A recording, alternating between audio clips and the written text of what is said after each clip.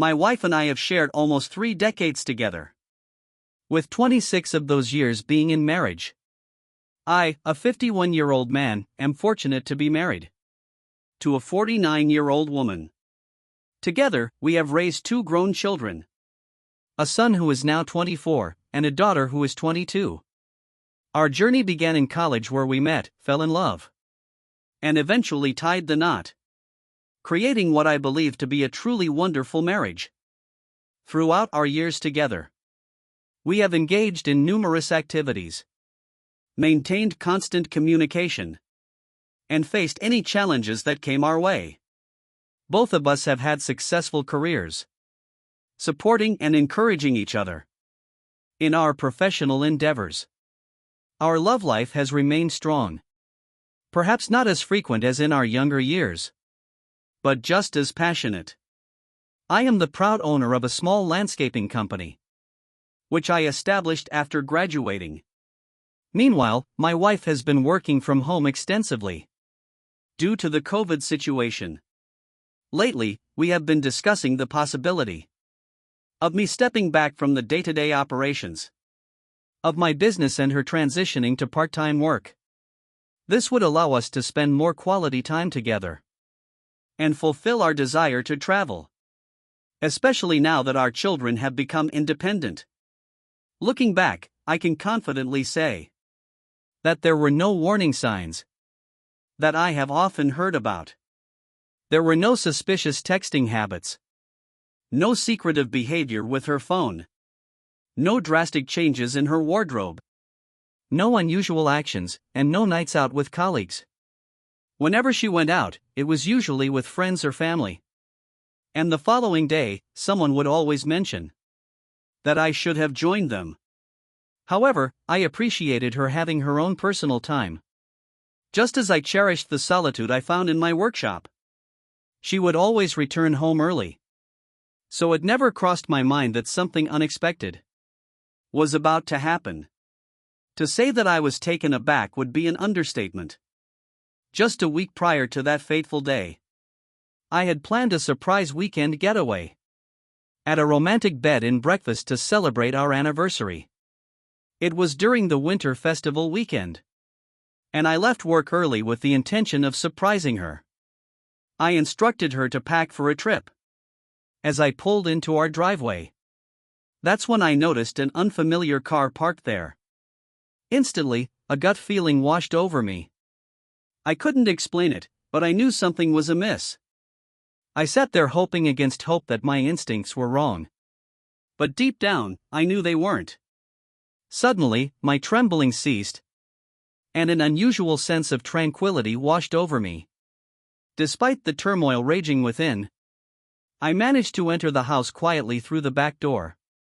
There, I found my black Labrador lying down, wearing a sorrowful expression as if sensing that something was amiss. Instead of his usual exuberant welcome, he remained still. Oh, how I adore that dog. With cautious steps, I ascended the stairs, the sounds emanating from our bedroom growing clearer with each stride. Approaching the door, I swung it open, revealing a sight that left me momentarily frozen. There he was, her boss, atop my wife. After a brief pause, I mustered the strength to shout. Surprise, the ensuing chaos that unfolded would have been comical if it weren't so heart-wrenching. He clumsily rolled off the bed, attempting to escape, but becoming entangled in the sheets. Meanwhile, my wife repeatedly shrieked, "Oh my God," desperately trying to cover herself, but failing due to the entanglement. Eventually, he managed to free himself and began searching for his clothes, which happened to be on the opposite side of the bed. It struck me that they were in the same spot where mine usually ended up. For some reason, I beat him to them and snatched them up. My wife sobbed uncontrollably, repeating, "I'm so sorry." I retreated to the door, positioning myself there, while he stood naked beside the bed. I retrieved the large armchair from the corner, dragged it to the door and took a seat. He demanded his clothes, but I refused. tossing my wife's robe at him, which hung on the door. He started to approach me, but even at 51, I remained in good physical shape. Standing at 6 feet, 3 inches. And weighing 240 pounds, years of gym workouts and landscaping work had kept me fit.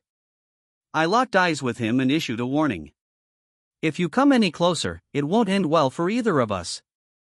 You'll end up in the hospital. And I'll find myself in jail. So why don't you just take a seat? My wife, now weeping into the pillow, gradually composed herself and sat up. Eventually, I retrieved my phone and declared, "Both of you will now confess everything while I record it." They exchanged glances and my wife inquires, "What do you mean by everything?" I retort exactly that, everything. How it started, how long it has been going on, when and where it happened, hotel stays, dinners. The whole 9 yards. My wife insists that this was the only occurrence. To which I angrily exclaim, "That's bull crap." I point out that there is no way she would be comfortable enough to bring him into our bed if this affair wasn't long-standing. I warn her that if she lies to me again, I will walk out that door and seek a divorce attorney.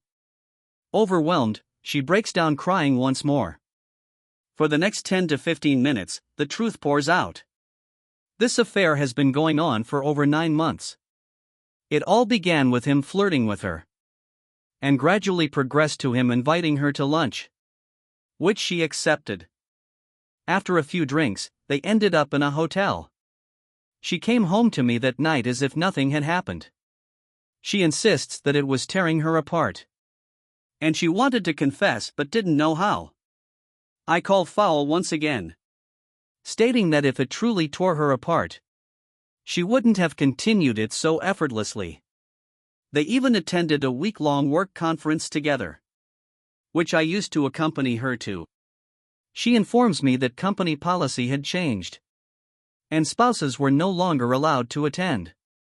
I put my phone away and silence fills the room once more. Then an idea strikes me. I search through his clothes for his phone and ask for his passcode. Surprisingly, he provides it. I start browsing through his phone. I come across some photos of a woman, whom I presume is his wife, and I inquire about her name, Carol.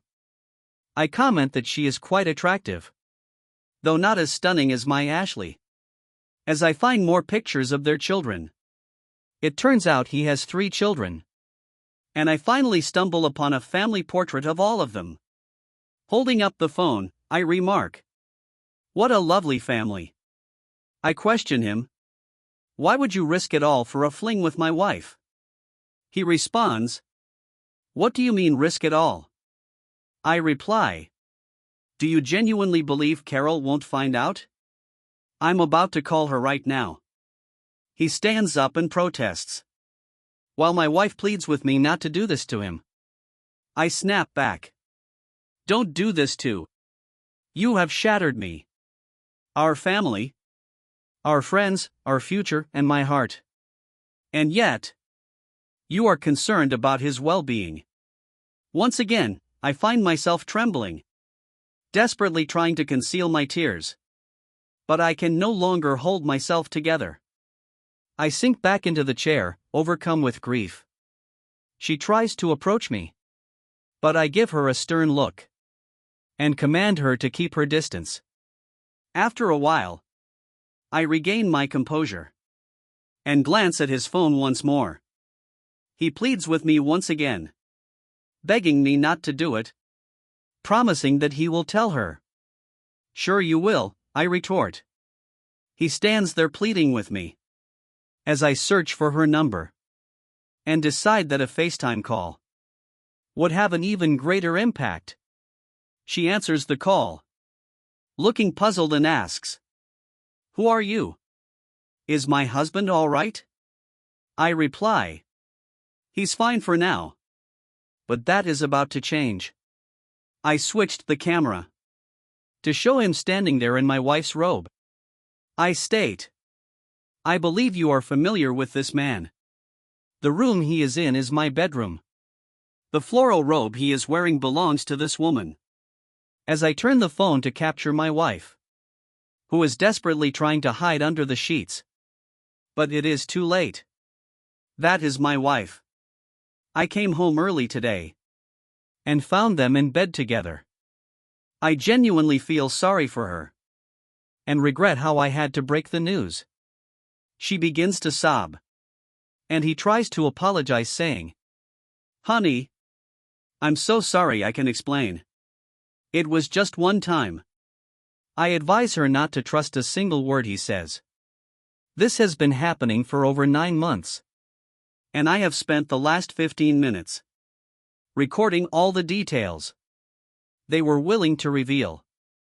I assure her that I will text her my contact information, and she should send me her email address so that I can forward her the video.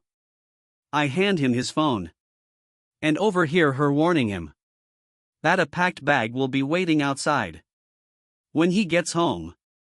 If he tries to enter the house, she will call the police.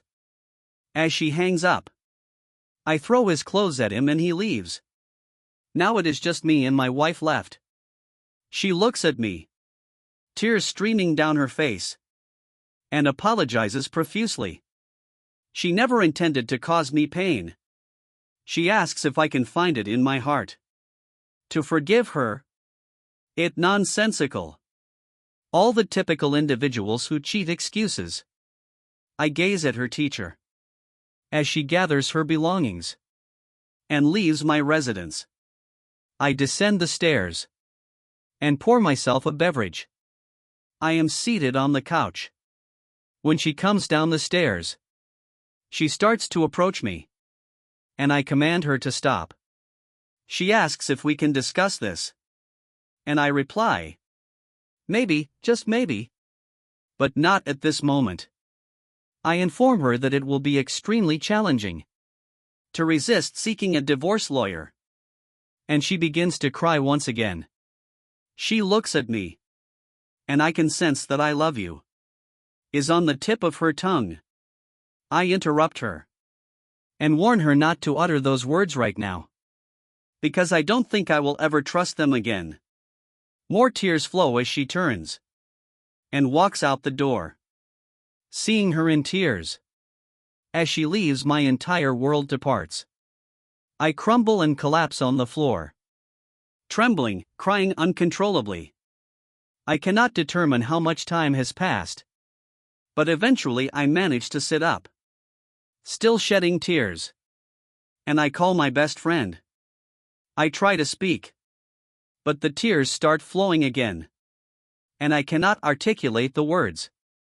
He asks, "What's wrong?" But I am unable to respond. He asks if I am at home, and I manage to say yes. He assures me that he is on his way. Half an hour later, he is in my living room. I am still in tears. I hand him my phone with the video on display, and he begins to watch. I cannot bear to hear it, so I go to prepare drinks for both of us. He enters the kitchen, takes my drink away, and pours them both down the sink, saying, "This isn't going to help you." He insists that I cannot stay here alone tonight, and instructs me to go upstairs and pack a bag. I return downstairs, and he has my dog on a leash, and we head to his place. An update for those of you who commented on how wonderful my friend is. His name is Dan, and I couldn't agree more. Given our long-standing friendship, it is only natural that our families would be close. Our children are friends. And when they were younger, we used to go on family camping trips together. Over the years, his wife, Terry, and mine have become close friends, which is relevant to what happened next. As we were driving to his house, I was silent and Dan was growing increasingly angry. When we arrived at his place, he walked in and asked Terry, "Did you know?"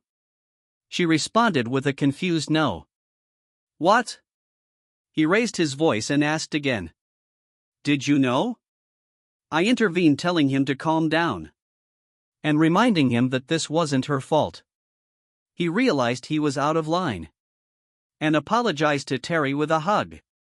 Now utterly bewildered, Terry was handed my phone by Dan, who said, "Show her." I took my dog outside, not wanting to hear it again. When it was over, Terry came outside in tears and gave me a long, comforting hug. She took my hand and we went back inside. The three of us spent the next hour so talking and crying and talking. All the while my phone was buzzing non-stop. As you might have guessed, it was my wife. I disregard the calls and erase the texts without even glancing at them. Then my son rings up. He's curious about what's happening. His mom is at his place with his wife, claiming I kicked her out. I ask him, "Did she tell you why?" He responds, "No." I tell him, "Handle the phone. She needs to explain." He asks why and I tell him I'll send him the video if she doesn't, and then I hang up. About 10 minutes later, my son calls back sobbing. All he can stutter out is a series of WTF. I switch from being upset to being a comforting dad, reassuring him that it's going to be all right and that none of this is his fault. He calms down and checks if I'm okay, to which I respond with a tearful, "Of course not." He finally tells me that his mom will be staying the night and quickly ends the call. My phone rings again, this time it's my daughter. I'd forgotten that I asked her to look after the dog while we were supposed to be away for the weekend. She's wondering where Cooper, my lab, is. I tell her plans have changed and we're not going, but she can still stay at the house. Neither of us will be home tonight, she asks. What do you mean, neither of you? Where are you? I tell her. I'm at Dan and Terry's and your mom is at your brother's. She insists, "Dad, tell me what's going on." I respond, "I can't right now. I'll swing by the house tomorrow and we can talk." Then she keeps pushing, but I keep refusing. Eventually she gives up and ends the call. I know exactly where the next call is going to be. Then I ping my son, giving him a heads up about an imminent call. Next, I dial my wife, asking her if she's ready to spill the beans to our daughter, or if the task falls on me. Her response is nothing but a fresh wave of tears. I disconnect the call. After a half hour, there's a knock at the door. Dan lets my daughter in. Seeing me in tears, she rushes to me, and we both break down in a tight embrace. She's unaware of the reason behind our emotional outburst. When we manage to regain some composure, I call my wife again, letting her know that our daughter is with me. And once again, I ask if she's ready to break the news, or should I put her on speaker. My daughter chimes in, asking her mom to clarify what she's supposed to reveal, but all she hears is more crying. So I decide to step up, ending the call without revealing any details. I then drop the bombshell. I found out today that her mother has been having an affair for the past 9 months. Just when I thought my pain couldn't intensify, the look of hurt on my little girl's face brings me to my knees. She's shaking, too shocked to even cry. I'm on the floor, a sobbing wreck, immobilized. I feel like I've let her down when she needed me the most. I couldn't even muster the strength to move. Terry, with tears in her eyes, rushes over to comfort her, promising her that things will eventually be okay. Dan is also shedding tears. Like I mentioned, our families are tight-knit. She finally releases this heart-wrenching cry that I know will haunt me forever, even if I live to be a century old. I finally gather myself and go to embrace them both. We all eventually find our way to the couch, lost for words. I ask my daughter if she's going to be all right. She looks at me and says, "Dad, don't fret about me. Are you going to pull through?" I manage to croak out, "I'll cope." She asks if she can take Cooper with her to the house. And if her fiancé Tim can come stay there, naturally. I agree. I'm relieved she won't be alone after she leaves. Terry is livid, saying, I can't believe she did this. And proceeds to call her every name under the sun. She calms down and grabs her phone, saying she's going to call her, looking at me, expecting me to object.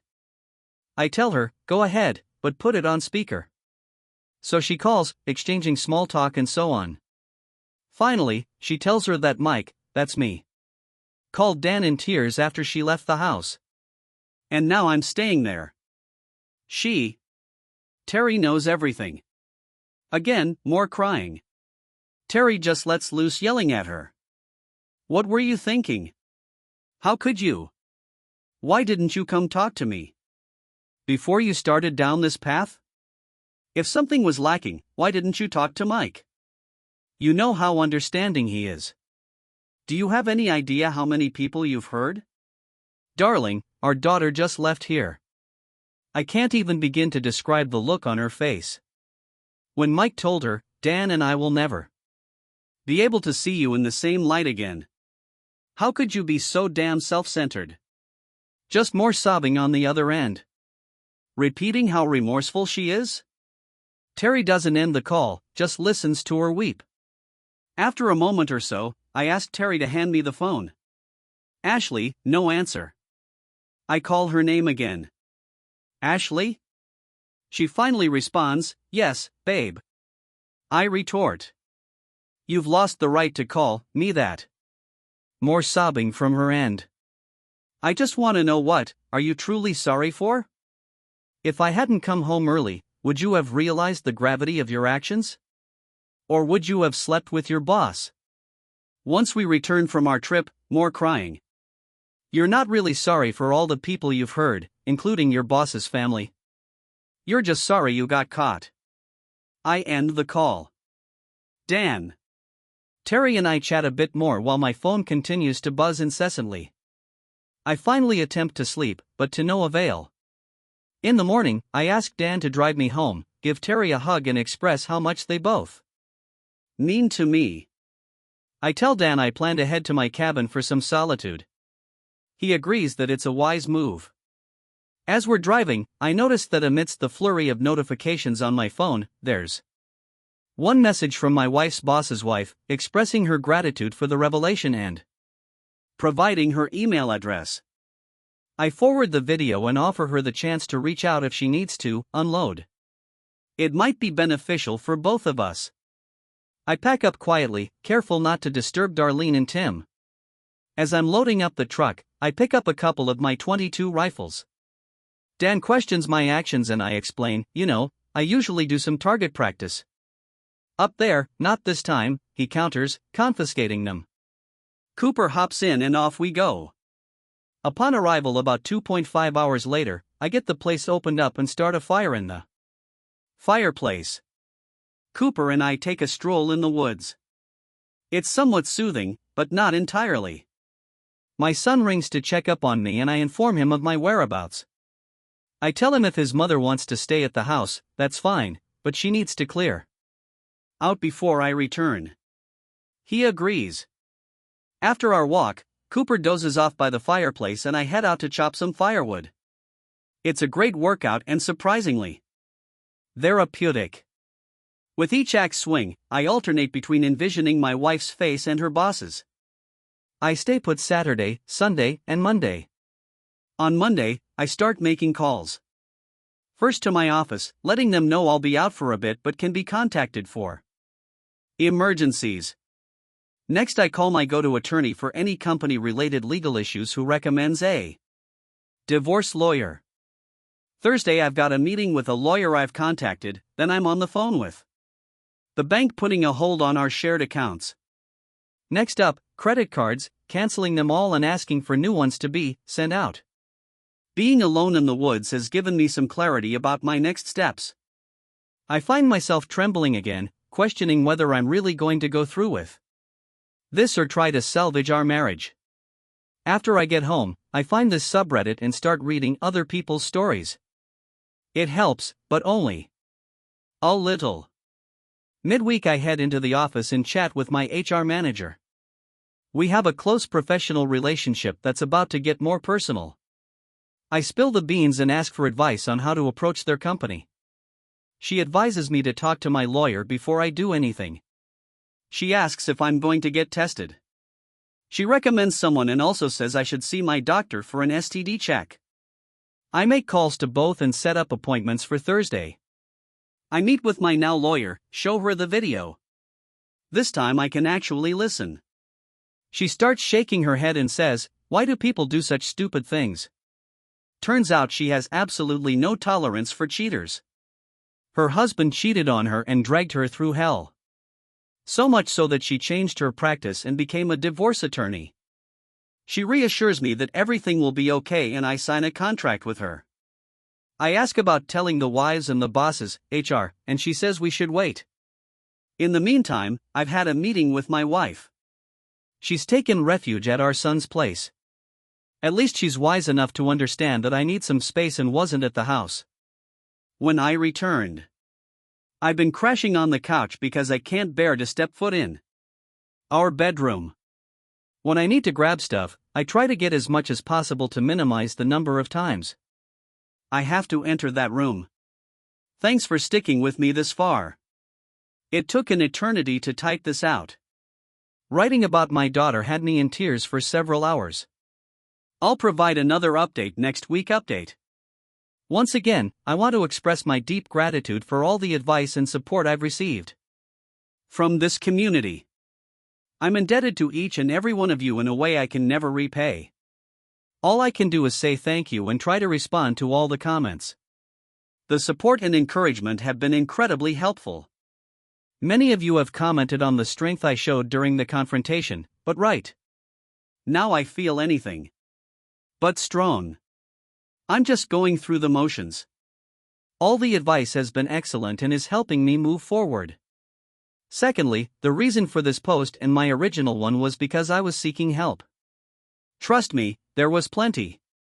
Given the reason my first post was removed, I was told it was because it had too much storytelling and not enough requests for support. I'll try to keep this brief, but I believe details are important. I'm starting to accept that there's likely no coming back from this, and I'm 99% certain of what my decision will be. Yet I can't shake the thought that I'll be discarding 29 years of our shared life. Even now I can't bring myself to type X and still refer to her as my wife. What's wrong with me? Help! On D-Day she ended up at our son's place with his wife. He called puzzled about what was going on and why I'd kicked his mom out. I told him she needed to tell him or I would. He knew I'd gone to my best friend's house. My daughter, who was supposed to be dog sitting, came home to find no dog. Eventually, she showed up at my friend's place wanting to know what was wrong. I told her the pain on her face was worse than catching my wife in bed with her boss. And it devastated me. She left with the dog to our house and had her fiancé come over on Saturday morning. I told my friend I was going to spend a few days at the cabin. Could he drop me home? He agreed it was a good idea. So I packed up, took the dog and spent some time at the cabin walking in the woods with the dog and splitting firewood. It was a good workout and therapeutic. I stayed there until Saturday, then drove home. On Monday I started making phone calls to the bank, credit card companies and a lawyer I use for company matters. He recommended someone whom I called and met on Thursday. I played her the recording. She was extremely confident and I hired her. I asked about informing my wife's boss and HR department and she suggested we hold off. I'm home now sleeping on the couch. I can't bring myself to go into the bedroom except for clothes. On Friday, my son called to tell me his mom couldn't stay there anymore.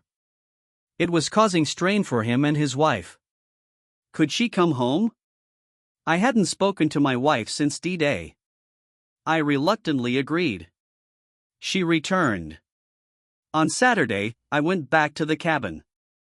It was freezing but I managed. On Monday, I went straight to the office. The people there love my dog and he gets spoiled. I finally went home on Monday night. When I saw my wife, all I could see was the image of her in bed with her boss on D-Day. I don't think I'll ever get past that. Any suggestions? We didn't speak. I changed and went to my basement office to keep busy. Eventually, I watched TV in the basement. She came downstairs and asked if we could talk about this. I told her I wasn't ready yet and asked her to leave me alone. While she was there, I fell asleep in the recliner, woke up early, went to the gym, showered there and went to work. My routine is to go home late for the rest of the week. On Friday, my HR manager checks in on me. I fill her in on the recent events and my therapist visit. She suggests that I should stop sleeping on couches and chairs and buy a new bed. I think it's a fantastic idea. I withdraw half of the remaining joint account funds, which is my wife's share, and head out to buy a new bed. The delivery is scheduled for Saturday. I waited the office for the call that they'll be there in 30 minutes. I stopped to pick up a couple of subs for the delivery guys and wait nearby. When they arrive, I meet them, treat them to lunch and give each of them $25 to do me a favor. I asked them not to haul away the old mattress and if they could come back later too. Pick it up. I asked them to lean it against a tree near the street. They look puzzled and I tell them to give me 5 minutes and come in. They'll understand. Now I had thought about burning the old mattress in the driveway, but I didn't want to deal with the cleanup. I go upstairs and strip the bedding. While I'm doing this, something comes back to me that I need to find out about. I take a can of Blaze orange spray paint that we use for marking properties we're working on and spray "Wife cheated on me" in our bed in big letters.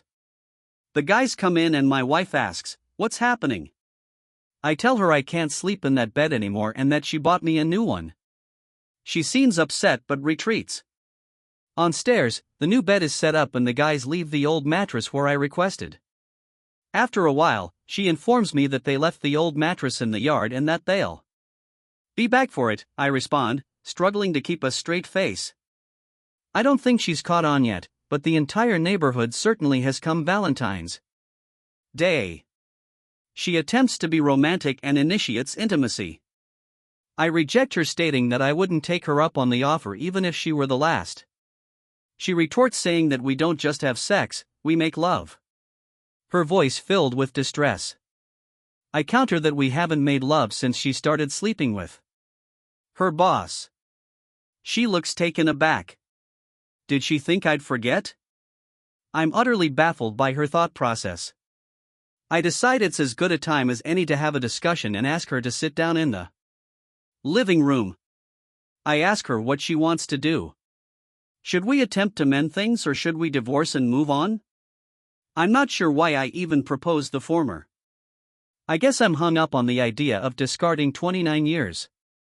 Please convince me otherwise. She claims she's willing to do anything I ask to rectify by the situation and pleads for my forgiveness. I tell her she needs to confess to everyone in our family, starting with her parents and my mom, including the details of how I discovered the affair. Our kids aren't aware of this detail yet. They're visiting tonight. I'll provide an update later on how that unfolds. That's my current situation. I'm still in a state of shock from everything and constantly battling the urge to confront her boss. But I still need advice. When will things start to improve? Or is this my new reality? Update that evening. My dad passed away 3 years ago. Her parents, her sister, and brother-in-law all come over. We all settle in the living room and I make sure to sit as far away from her as possible. They start with the comforting words. It's wrong. We love you. Everything will be okay. Assuming someone is seriously ill, I glance at her and say this story isn't going to tell itself. Her dad looks at me and I swear his eyes are saying, "Oh, no," as if he senses what's coming. I have to give her credit. She tearfully confesses everything, including the part where I walked in on them in our bed. After a long, uncomfortable silence, she pleads, "Somebody say something." I respond, What are they supposed to say? That you're a terrible person, that you've hurt me more than you can imagine. Ripped my heart out, thrown away 29 years and ruined our family. Not to mention the damage you two have done to his family. Was the sex really worth all that?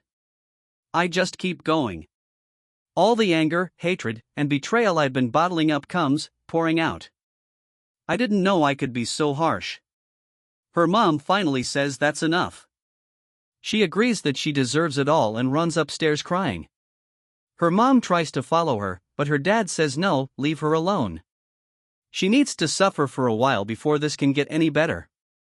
We chat for a bit.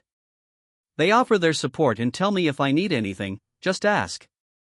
I tell them I've been seeing a counselor and I think I'll be okay, but I appreciate their offer. I tell them that despite everything, I still love her and that she's going to need them. More than I do. I go to bed and sleep better than I have since. The next morning before I leave, I go into the guest room and can tell she didn't sleep. And has been crying all night. I truly believe that for the first time since the gravity of what's happening has finally hit her, telling her family and having me lash out at her like I did. I think it snapped her out of the affair fog. She looks like she's genuinely remorseful. I tell her we need to talk more, like I talk. She listens. I explain that I'm 99% leaning towards divorce, but I'm still clinging to the 1% life raft. That if there's any hope, she needs to do what I ask to help me get over this.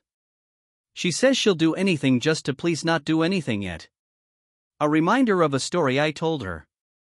When my dad died when I was 17, my dad shared some wisdom with me. He said, "You'll face tough times in life, but how you handle them speaks volumes about your character. Never make crucial decisions when you're upset." At the time, I brushed it off with a casual, "Yeah, Dad, whatever." I start to tear up as I say how much I wish he were here so I could tell him that I was really listening. She gets up and hugs me. I don't reciprocate, but it feels comforting, which unnerves me. She sits back down and I tell her she needs to move out. I can't heal if I see her every day. We need to go. No contact.